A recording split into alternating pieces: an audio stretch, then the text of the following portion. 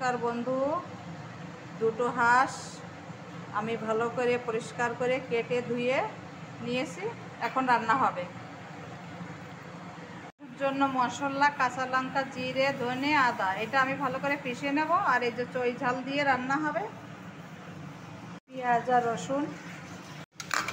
তেলটা আমার গরম হয়ে গিয়েছে।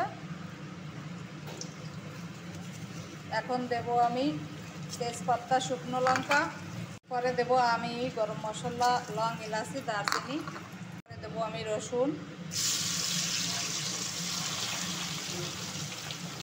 অ্যাড করছি।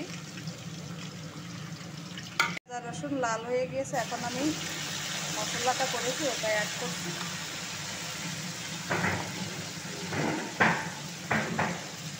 এরপরে দেবো আমি হলদি,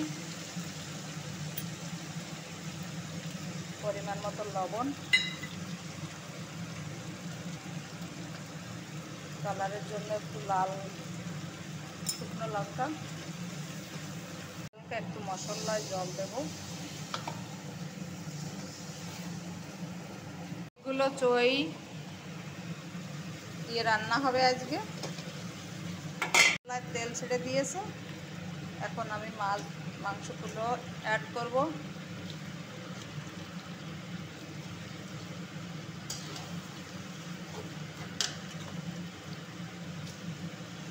মাংসের ভিতরে রসুন অ্যাড করব। তো এই ঝালটা আমি ভালো করে পিষে নেব। এই ঝালটা আমি পিষে নিয়েছি, এখন আমি ঢালছি। হাঁসের মাংসতে চই ঝাল হলে খেতে অসাধারণ হয়।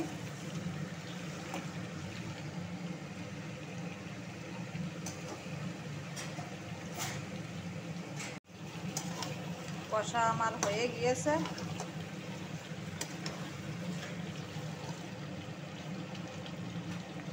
মশলার তেল ছেড়ে দিয়েছে।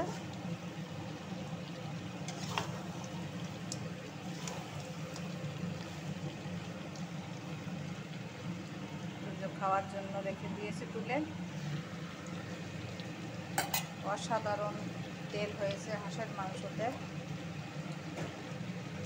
এখন আমি গরম জল করেছি, ওটা ঢালছি।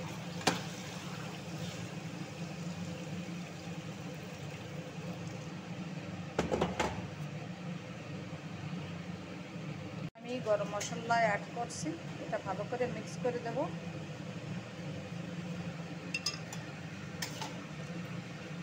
যেমন সুন্দর, খেতেও তেমনি টেস্ট। বন্ধু, তোমরাও এইভাবে রান্না করে খাবে।